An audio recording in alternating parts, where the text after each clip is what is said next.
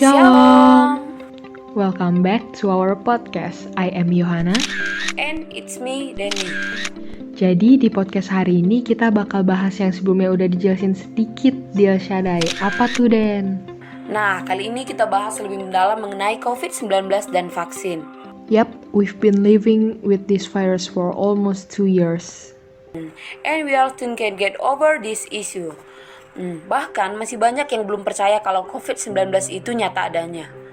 Yes, ada beberapa pihak yang mengatakan bahwa sebagian besar pasien di rumah sakit itu sengaja di-COVID-kan agar rumah sakit mendapatkan bayaran dari pemerintah. Bener tuh Yo, masih banyak yang belum menyadari seberapa bahayanya COVID-19 ini.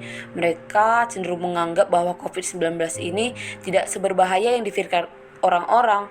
Padahal, gak sedikit pasien yang tadinya benar-benar sehat berakhir meninggal karena terpapar virus COVID-19. Bukan hanya dari masyarakat sendiri, tapi beberapa pejabat bahkan terlihat tidak mengenakan protokol kesehatan dan melakukan kumpul bersama hanya untuk sekedar reuni, refreshing, dan liburan. Hal itu juga yang membuat masyarakat percaya kalau COVID-19 tidak lebih parah dari sekedar flu. Istilah Indonesianya sih masuk angin. Padahal kenyataannya terdapat lebih dari 50.000 orang dengan cangkupan usia di bawah umur 64 tahun yang meninggal dunia karena COVID-19. Anak muda nih yang kayak kita-kita ini mungkin lebih kuat dalam menghadapi virus COVID-19.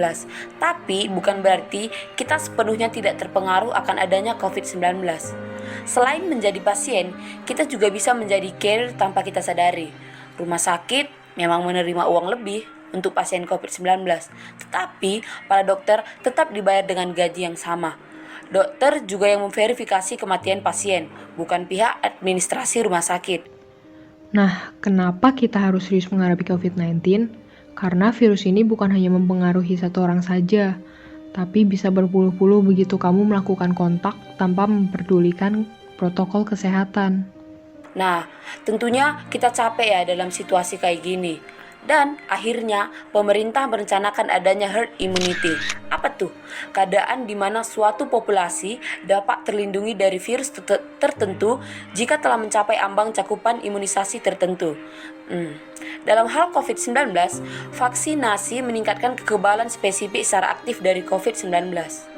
Dilansir dari CNN, banyak negara yang mulai menerapkan herd immunity karena populasi negara mereka yang telah menggunakan vaksin telah berada di atas 50%, seperti Gibraltar, Chili, Mongolia, dan Qatar. Inggris, Amerika Serikat, dan Spanyol masih mengejar dengan persentase sekitar 30-40%. Indonesia udah berapa persen nih yo? Indonesia baru 5%, dan entah karena belum percaya COVID-19 atau sosialisasi vaksinasi yang belum cukup luas. Aku juga udah baca, pemerintah bahkan nggak membatasi pendaftaran vaksin lagi. Kita bisa mendaftar vaksin mulai dari umur 18 sampai lansia. KTP pun nggak harus sesuai domisili sekarang. Kamu bisa vaksin di Jogja menurut KTP asal daerah kamu. Kita udah bisa mulai vaksin di rumah sakit terdekat. Contohnya, kalau di Jogja ada rumah sakit Sarjito. Terdapat rumah sakit lain juga yang dapat melakukan pendaftaran online dan mengatur jadwal loh. Yuk lebih sadar akan kesehatan kita sendiri. Segera daftar vaksin dan harus selalu taat protokol kesehatan. Herd immunity nggak bisa tercapai begitu saja dengan sendirinya. Kita juga harus berusaha, meskipun menggunakan vaksin tidak menutup peluang kita terkena virus COVID-19.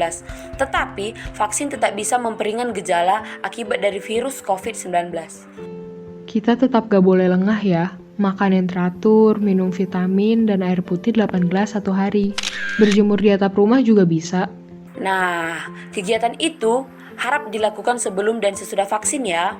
Kita mungkin mengalami demam dan badan yang terasa pegal, nyeri setelah suntik vaksin. Tapi hal itu wajar kok, karena badan kita sedang berusaha menyesuaikan. Tetap jaga kondisi tubuh kita dalam keadaan apapun agar imun kita nggak melemah. To wrap everything up, aku harap ini menyadarkan teman-teman sekalian kalau COVID-19 itu nyata dan vaksinasi itu penting. Bener, jadi deh, oke? Semoga kita bisa ketemu lagi dengan keadaan sehat ya. Untuk menutup podcast kali ini, teman-teman bisa dong diskusi di kolom komentar yang ada di bawah. Yang udah divaksin mungkin bisa drop gimana tuh pengalaman setelah vaksin dan efek sampingnya. Biar teman-teman yang lain gak takut untuk vaksin. Yes, stay healthy guys. Goodbye. Bye. Sampai ketemu di podcast selanjutnya.